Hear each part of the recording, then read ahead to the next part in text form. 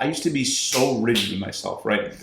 Before kids, like the joke is like, I have to sleep X amount of hours. I want to work out this time. I have to eat a meal before. There's no, like, when you have kids, you have to learn and develop the skill and the flexibility to kind of exercise whenever you can, or just be a little flexible.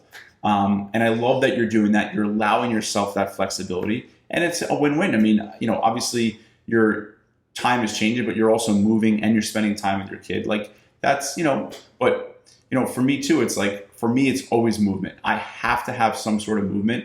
I think we all have this energy and it builds up as the day goes on. And if we don't kind of expend that energy, we don't know what to do with it, and we wind up eating it because we need to get rid of it somehow. And if you can't get rid of it, we wind up suppressing it, and food will suppress that energy.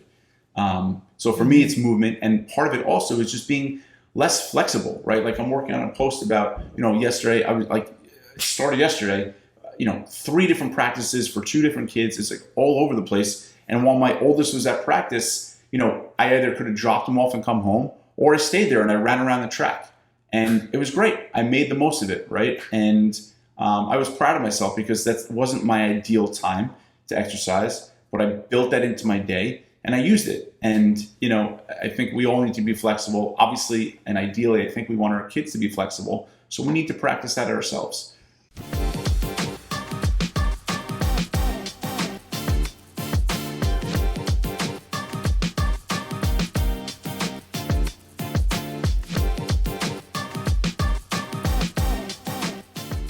Hello, back to school. Hey there, Adam. How are you? I'm doing all right. My kids are back. Are yours yet? No, tomorrow. Tomorrow. Longest slide into the beginning of school ever. But that's okay. That's okay.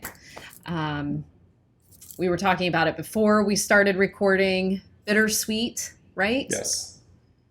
We want them here. We want them here. And then we don't want them here. It's like, kids drive you crazy, and then the second they're sleeping, you're looking at pictures and videos of them. It's like, yeah. Crying. Exactly. But there's also another side of this, right? Because what does it mean? What does it mean for us? What does it mean for them? I think we forget to, it is overwhelming for them as well, but children are resilient. They'll be fine. Parents, caretakers, grandparents. I can't tell you, I've seen so many grandparents who really step up and they bear such a significant amount of childcare. So to those grandparents out there who are helping out, I had one and she was so amazing. I cannot imagine the overwhelm. I mean, just as a parent, I feel it. So Anyway, that's what this video is about today, right? It is about, yes, the going from this, relaxed, laid back nature of summer to this go, go, go, overwhelm, craziness, nonstop lifestyle, really. Yeah. Yeah. And what do we do? And I think it's really important that even though our bandwidth is going to shrink, right? Because now on top of perhaps full-time work as it is, and just managing children and, in the summer needing to do different activities or wanting to be with friends, and as you said, it's a rather laid back experience. Now, all of a sudden school is in session. There are more stringent routines and expectations, perhaps earlier wake up times, earlier to bedtime, multiple hours of all of that. So I don't know, Adam, when I think about it, first of all, if we're already overwhelmed, what does overwhelm mean to you? Let's start there. So that's a good question. I would say, what does overwhelm mean to me? I would say something that helps me deal with overwhelm, and perhaps this will get me to the answer or be able to articulate it better, is I find that when I write everything down that needs to get done, everything from picking up the kids to work-related things, I feel way better, right? I don't feel overwhelmed anymore, right? So perhaps it's when it's all these floating, competing priorities and demands are not labeled or articulated in a plan or some sort of, receptacle in a way. Okay. All right. I like it. I think that's absolutely true. To me, overwhelm, I equate that to overcommitment. I feel like a lot of us end up in overwhelm because we take on too much. And sometimes there's not a whole lot we can do about that, right? Say you're a single parent, or your partner, your parenting partner travels a lot or has a big job that demands a lot of their energy. What are you going to do? You have to take care of these kids. You have to get them where they need to be. You probably have a job yourself or whatever. Oh, by the way, you're trying to get yourself healthy and stay that way. Right? That's a priority. Just in case we miss that.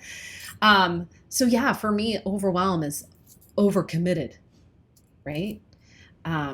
Which again, like we can't do a lot about that. So a great step to take is write it all down, which listen, might be like the longest list of your life, but at least it's not trapped up here. Agreed? Yeah, I mean, that's my solution. I really feel like it helps so much. I feel like our brain is designed to think of new things, not the same thing over and over, right? And if you're just like, all right, I got to take them here, I got to take this one there, I have to do this, I have to do that, like that, it just like drives you nuts, right? So writing it all down, just kind of doing a brain dump, just really, really helps. It just takes the intensity of that overwhelm and lessens it greatly. I agree. Yeah, get it out of your head. Our heads make monsters of things, really. Just builds scary horror movies. Yes.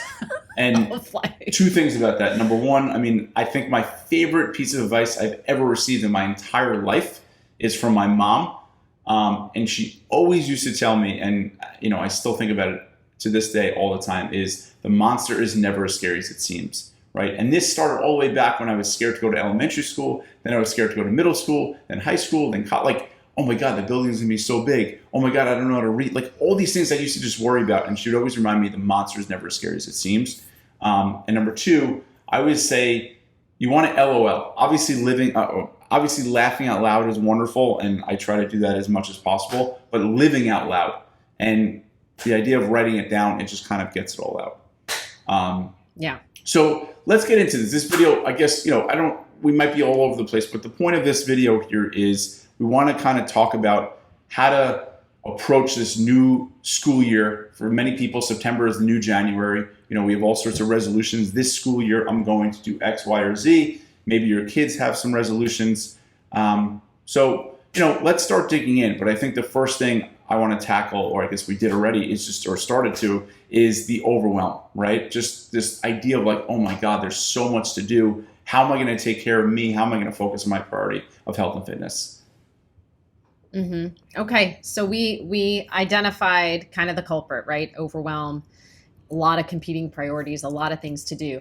I would say where are we going to fit in health and fitness, which is really what this, what our clients are concerned about. Like, how do I keep the space for me while dealing with all of this? Well, may I recommend a big red pen? I know that sounds crazy, but take that list. Is there anything you can say no to? And is there anything you can ask for help with?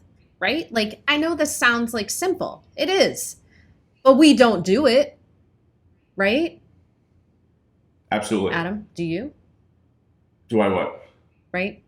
Do you say no, and do you ask for help? I've learned asking for help has become something I am proud of. I used to be do it yourself. And, I've learned that do it yourself doesn't mean you have to do it all by yourself. I've learned that a while ago, and it was really hard. But the most successful people I know are really good at what they do and they do it. And then for everything else that they're not, or everything else that they need help with, they get help with and they run with it. And there's no holding back. And to me, wasted time, and just like when I can get help, I'd much rather do that. Like I don't want to, why not? So yes, I do get help. And what was the other thing? Do you say no? My brain is all over the place. I need to write down stuff. Do I say no? Are you taking notes? I've gotten better at saying no. And one of the tricks I use is if someone asks me to do something, whether it's, go for a drink or go for a lunch or whatever it is, it's like, if I'm not excited about doing that, like this week, If the idea of doing that this week doesn't seem excited, then it's not going to be exciting to me in 2 months when they're asking me about it. So I try to say no. How about you? You know what? I take a cue from that whole no situation. And I try to remember too, like if I say no to that, I'm saying yes to something else. And in the context of what we're talking about today and trying to figure out how to keep our space for our health practices, for getting, better fitness, for perhaps losing weight, for just sustaining ourselves through this chaotic period of time. Saying no to things means saying yes to that, right?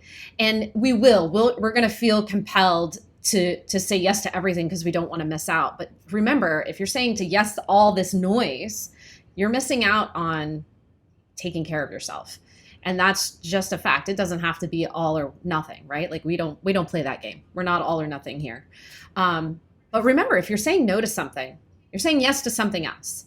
And perhaps it's that very thing of self-care, of prepping some food in advance for your crazy week, of getting in that 20-minute walk before your next 5 hours of meetings or your kids get home or whatever it is. So practice saying no. And in terms of asking for help, that is also a way of saying yes to yourself, right? Because you're trying to give yourself some bandwidth here. You're trying to reduce the overwhelm, the overcommitment. So I try to remind myself of that. Like asking for help is not weak, and saying no might disappoint somebody else, but I'm not going to disappoint myself. So that's how I practice those things. Love that. Yes. I always remind clients, no means yes. When you're saying no to a temptation, you're saying yes to something else. And that's where we need to focus. We need to focus on all that we're gaining and not what we think we're giving up in the moment. Yes, definitely. Now I want to call out something that could happen. And that's that we could see ourselves reverting to some old behaviors that perhaps in the summer we kind of got under wraps. Old behaviors like grazing, snacking on our kids' food, staying up too late, and binge watching TV only to have to sleep in late because we didn't get enough rest. Like that sometimes happens with the change of these routines. And I just want to encourage everybody to, okay, first of all, don't rail against it because it's just an indication that something is amiss, right? We're not addressing some need. So I just had this conversation with a client of mine, and she's just so great. She was really willing to be honest with herself about the fact that there's part of her that feels like she might let herself off the hook. Right. And I said, well, what does that look like to you? And she said, well, I might end up doing more snacking than I know is good for me. I might indulge more than I want to. And I said, well, first of all, don't tell yourself to stop doing those things, because there we've created resistance, which only encourages that behavior more. I said, but instead, like, get curious, like, well, what need is going unmet that now food is taking the brunt of, right? Like, that's all you got to do is get curious. Like if you catch yourself snacking on kids' foods at lunch prep time, what need are you fulfilling for yourself? Adam, do you have any insights or thoughts about this? Yeah, I love that. I think if you could take this inquisitive approach, or just almost like a journalist, like asking yourself, and of course the ability and the skill to step away from yourself is a skill and worth practicing. But if you could say, hey, what's really going on here? Or, hey, Adam, like, it seems like you're wanting to snack, or it seems like you're wanting to stay up late. Like, what's going on here? And you can ask yourself that question and figure out and get to the root of it. It's a game changer. It really helps so much. When I have cravings, or I feel the need, or I'm tempted to just like watch videos or whatever it is, it's like, all right, what is it am I really after, right? What am I really after? So yes, I love that approach, and I love that practice of just trying to look inward and saying, what's really going on here, right? When you have a craving, it's never about the food, right? It's about what the food allows us to avoid or the void it fills, right? When you feel overwhelmed, it's a message, it's a signal, right? All these things are signals that our body is giving us, and it's up to us if we kind of listen and respond and act on them, or just kind of, just give into them without even thinking about it. And learning to pause and just kind of, looking inward and saying, hey, what's going on is so powerful. Yeah. What do I need? That, to me, that is such a money question. What do I need? And half the time, like I'll just tell you, when I find myself in those places where all of a sudden, and it seems to come out of nowhere. It's like life's going great. And all of a sudden I'm just like in this like grazing mode. Yeah. And I'm like, whoa, back up that train. What need is going unmet? Sometimes I'm just plain tired or I'm doing too much, right? Right. Or I need space. I need a break, right? And it's, guys, it's not anything necessarily big and overly emotional. It's the little stuff that we just put off addressing on a day-to-day basis. And it's going to happen with kids going back to school and jobs ramping up. Oh, holidays are coming, travel, whatever the case is. You're going to just put off the little stuff. And the next thing you know, those little habits are going to creep back in. So if you see them, be kind to yourself. Don't judge. Just recognize it. Hey, there's some need I'm not fulfilling. And now here comes food again, and it's going to try and help me out. Yep. Yeah. I think it kind of builds up too sometimes where it's like, it's like you're going up the stairs of a water slide. And like, whether we're starting to feel overwhelmed or we're starting to feel just all this, angst or whatever it is, and you feel that, and it's like, ideally, that's when you want to nip it in the bud. Because once you're on top of that slide, it's really hard to get off and go down. Doesn't mean you can't, but it's much harder, right? And it's like if you start to feel yourself like maybe your cravings have increased a lot, or you're finding yourself just procrastinating more, whatever it might be. Those are all signals and messages. And then to your other point, I think we talked about this before in another video, and I think it really resonated with a lot of people. You brought up the idea of this tether, right? And I think that's really important as we kind of embrace this new school year of just like making sure, we don't let go, or we don't forget about those tethers, because that is what makes us feel our best. That is what grounds us and anchors us. Yes. And it's such a good period of time right now to practice a flexible tether, right? Like, my tether is yoga, but now I've got a kid getting up during my yoga time. So what are you going to do? I'm getting up 15 minutes earlier and practicing a shorter yoga right. For now, right? We kind of have to see how the routine goes. I'm so excited about my kid, like the things that she's doing for herself. She's going into middle school, but her tether is a walk in the morning. It's amazing. Her alarm goes off. She gets up and she goes for a walk, and it's dark. So I'm going with her. So my tether is shifting a little bit, right? I'm sharing some of it with my kid. I'm doing a little different activity. I'm getting up a little earlier, which means what? I have to go to bed a little earlier, but we've had a full household discussion about it. And we're just all being flexible, not rigid, but I'm not giving up my tether. I love that. And like that in itself is a skill. It's hard. I used to be so rigid with myself, right? Before kids, like the joke is like, I have to sleep X amount of hours. I want to work out this time. I have to eat a meal before.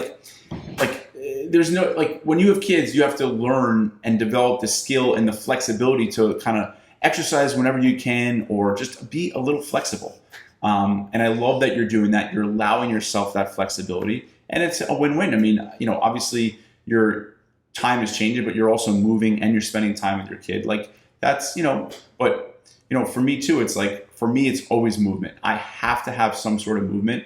I think we all have this energy, and it builds up as the day goes on. And if we don't kind of expend that energy, we don't know what to do with it, and we wind up eating it because we need to get rid of it somehow.